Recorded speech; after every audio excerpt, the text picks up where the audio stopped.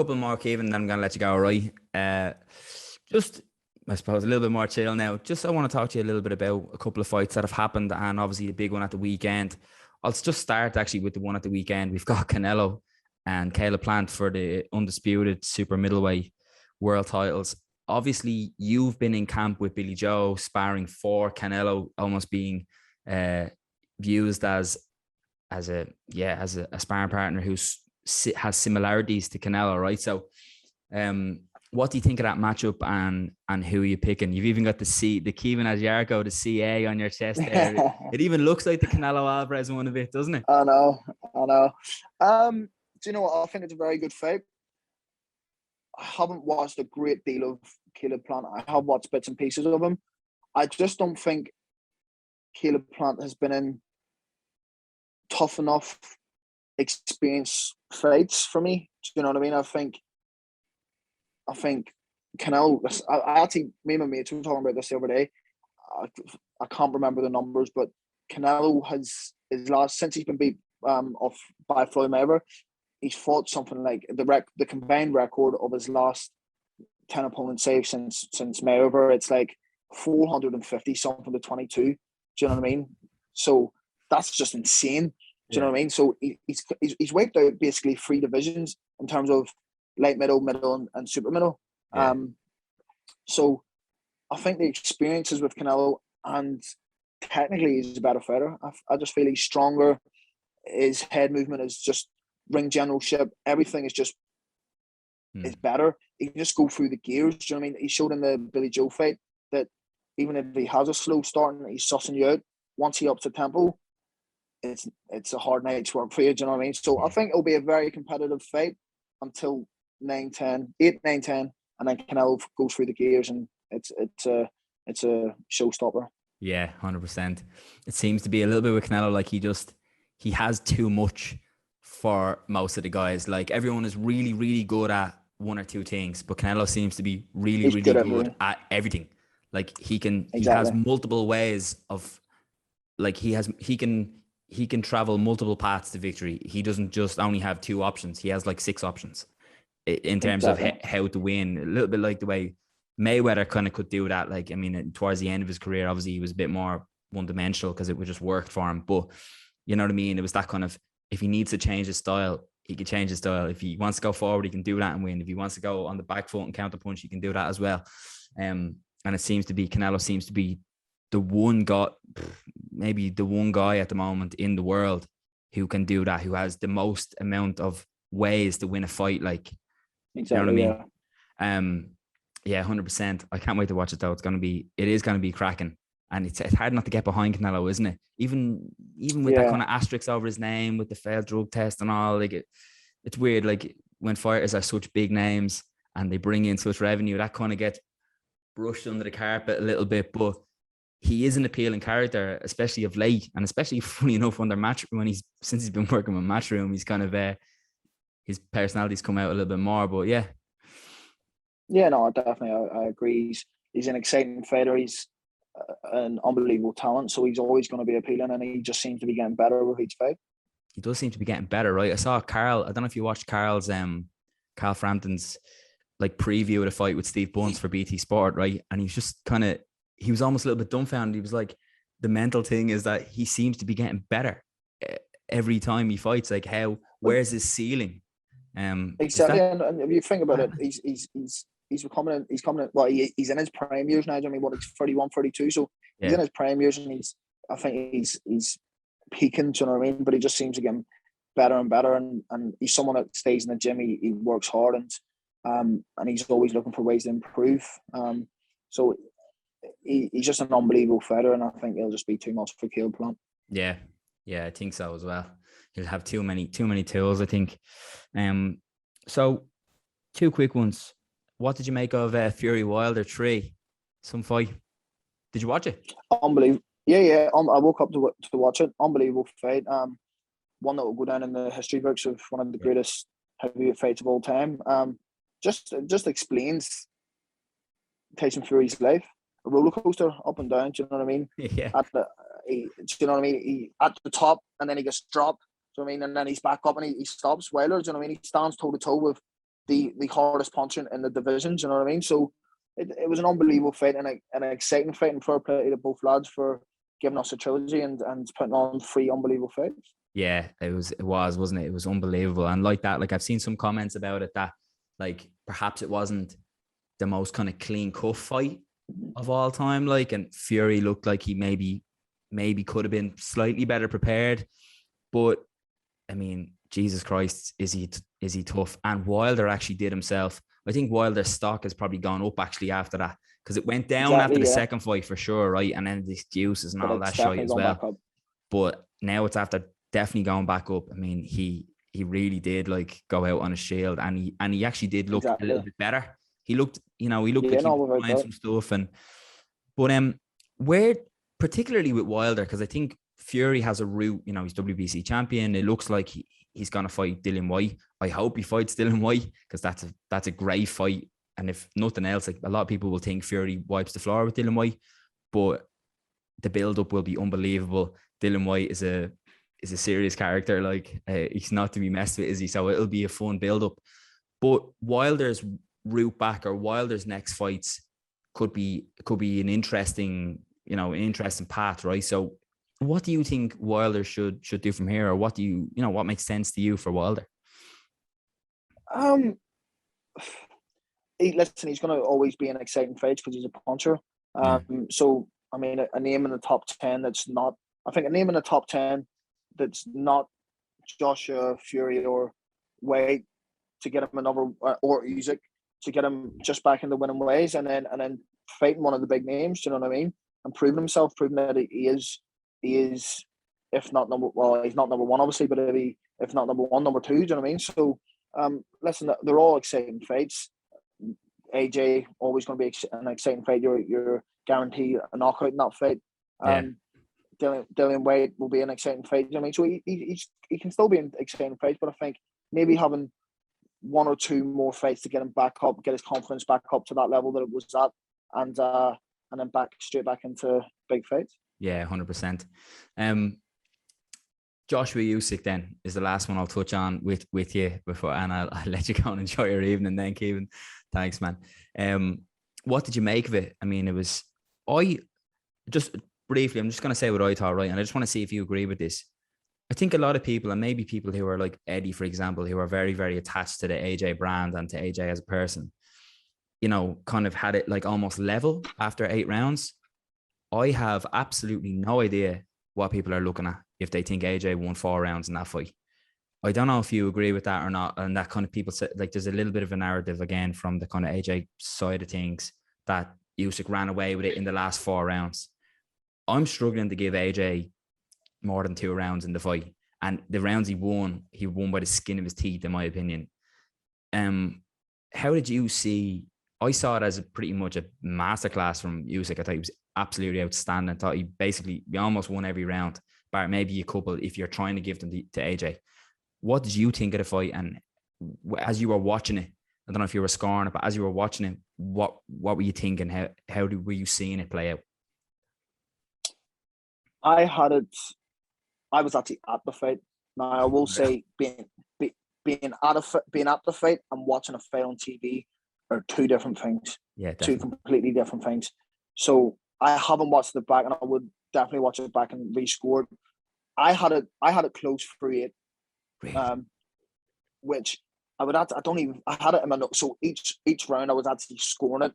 I was actually scoring it on my notes on my phone. And I don't know if I deleted it or whatever, but I can't remember. What was the closest scorecard? Was it 1? Trying to think now. I think 1 judge or 2 judges. Was it 117, 115, 113? No, it wasn't that. 15-13 is 4 rounds, is it? Or is that only 2 rounds? 1 judge had it, basically gave AJ 4 rounds, I think. I think that was it. No, I can't remember. I think that's what I had. I had AJ 4 rounds, and the reason I had AJ 4 rounds was because I know just with boxing, when a round is close, and maybe this isn't the right way to score a fight, but when I know that this happens in boxing, that when a round is close, you always give it to a champion.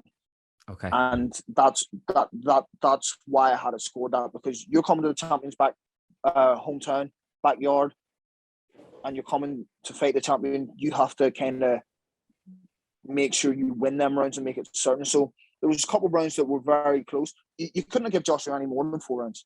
Do you know what I mean? There was no way you could have given him any more than 4 rounds. So I think some rounds were very close. You could have given it a draw, but being very nice, you're giving them to Joshua. Do you know what I mean? But I would have to watch it back, rescore it, and maybe I'd have a completely different view on it. But listen, maybe not. Yeah, 100%. Yeah, but he got beat. He was out, boxed, out, fought. Just wasn't the better fighter on the night. I thought he would have been too strong. I thought he would have been a dog in there and kind of stuck it all over USYK and made it a dog fight and went out of the shield. If he did get caught and got dropped or whatever else, I think he played it too safe. So I think it wasn't a close fight. Listen, giving someone 4 rounds out of 12 isn't really close anyway. It's not close. But I just meant after 8 rounds to have it even, for me, just felt like just felt a bit mad. I was like, what are they looking at? Like, if they think, maybe because it could be that as well. I'm like, am I just seeing? That's what I thought. It was like, do I have no idea what I'm looking at? Because I just don't see, you know what I mean? Where they're giving them rounds, like maybe a couple of drawn rounds, or you know what I mean? Maybe 2 for him and 1 or 2 rounds. I don't know.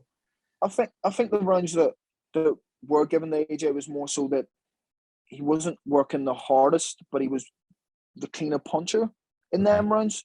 Maybe he was getting outworked, but he was catching USYK with maybe the more eye-catching shots, as were then towards the end of the fight. It was USYK was working harder and outlanding him with the eye-catching shots, you know what I mean? So that was just making it way clear. So maybe that was why I scored it like that.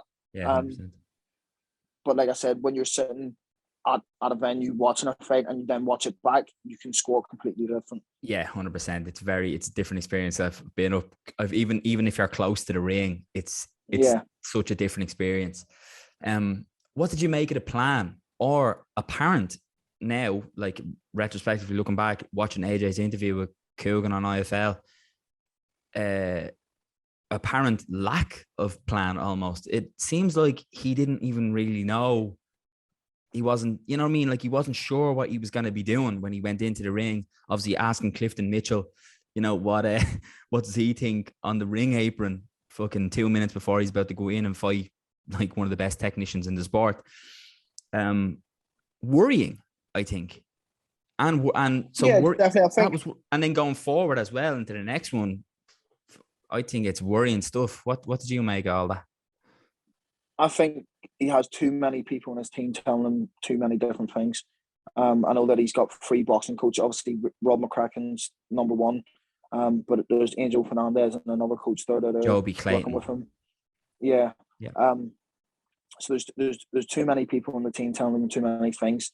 I think regardless of that, I know as a fighter, and I think this is what separates me from other fighters, is if the game plan that my coach has told me isn't working, I'm a fighter. I'm the one in there. I have to adopt. And as simple as that. And if you don't adopt, you're going to get beat. And if you don't have the brains to adopt, if you don't have that experience to adopt, then it's no one else's fault but your own. You're at world level. You've been in big fights before. There has to come a point in a fight being like, you have to think yourself, I'm losing this. If I don't try something different, I'm going to lose my titles. Everything's on the line here. So for me, he had to adopt, and maybe he played it safe and didn't want to get knocked out. And I think that's a kind of bad thing to kind of want, not to be. I would rather get knocked clean out and try than play it safe and losing points. 100%. At least I know I've give everything. I can't look back on that fight and have regrets.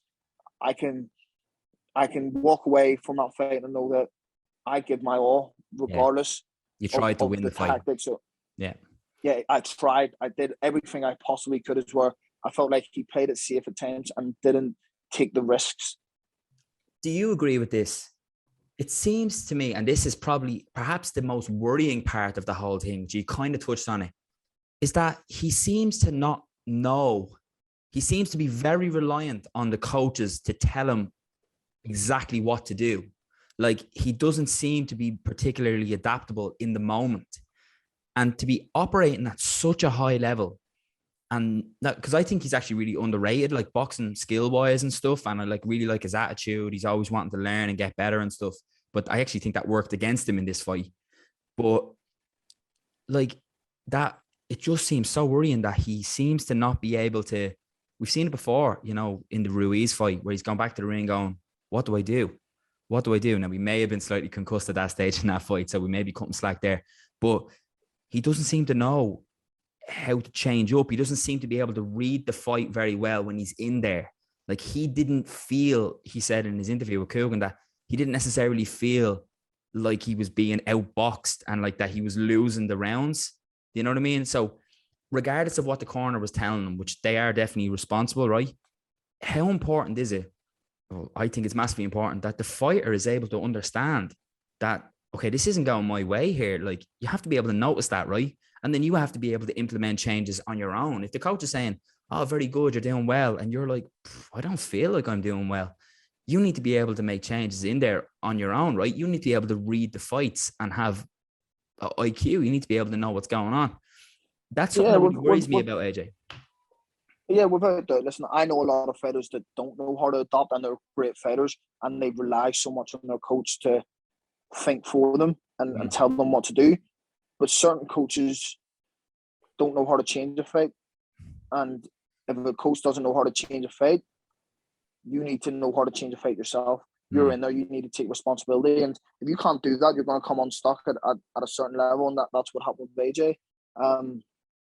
He came unstuck. He tried to outbox the boxer. And that's what, like I say, with me, talking through experience, I say that I'm an aggressive counter puncher. So I like to box in the back foot. I like to show my boxing ability and skills. Whenever I went out to Billy Joe Saunders camp, I think the first spar, the second spar, I was trying to outbox the boxer in Billy Joe, and it just wasn't working. But I soon then adopted and went forward and changed it up and made it more of a dogfight, and it made it more competitive. Do you know what I mean? So you have to be able to think in there for yourself, and it is worrying that AJ can't do that because he's got such a high level. Without being able to do that, if he can't do it, do you know what I mean? He's got just such a high level. So if he could do that and adopt in certain fights, then maybe things would be a lot easier for him. But for me, with the rematch going forward, it's not about adopting for me. Well, obviously you have to adopt, but I feel like the game plan has to be, you have to stick it all over him. You have to make it a dog fight. You have to rough him up. It's no nice Mr. AJ. It's, you've got to be mean, you've got to be rough, you've got to be tough, and you have to just use your strength, use your power, and use everything that all your advantages to your best ability against the smaller man, against the boxer. So 100% right. I suppose, well, I have a slight with that kind of sentiment, right? It's something that a lot of people have said, but I personally am a big lover of kind of technicality and nuance and like technique and like details, right? Which I'm sure you can appreciate as a performance level athlete, right?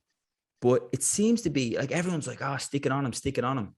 But for example, can you break down exactly what that means when you say that? Because I feel like that's a little bit too basic as a general idea of how to win the fight, right?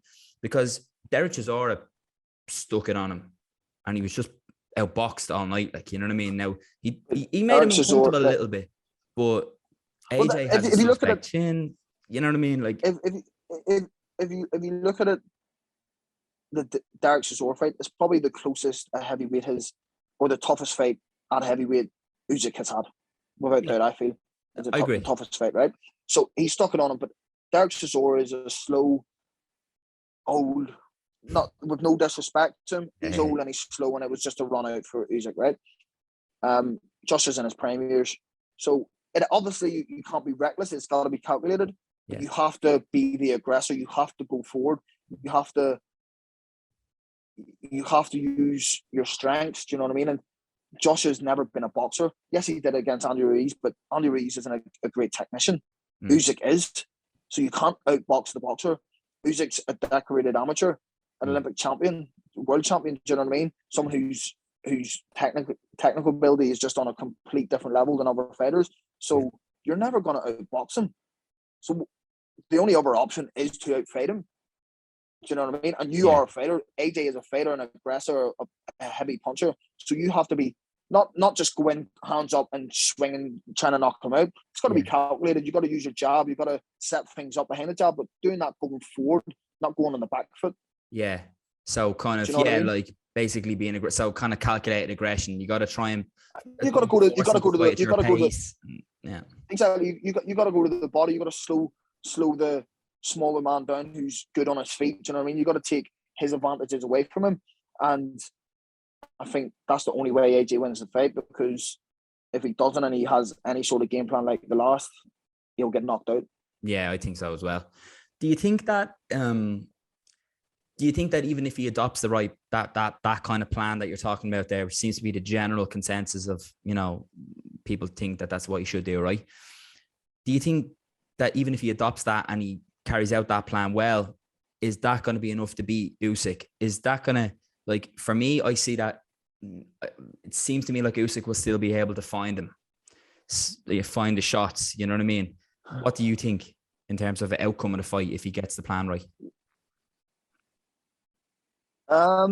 It's a tough one, because I thought Joshua was the only reason I thought Joshua won the first fight was because he is the bigger man. He had 2-3 stone on him, and he's a harder puncher. So that's the only reason I thought he would have won the first one. I knew how technically good Usyk is, but sometimes your technical ability isn't enough at heavyweight boxing. Do you know what I mean? Heavyweight boxing, it can be over in a blink of an eye. So I feel like he showed in that fight that he can certainly catch Usyk.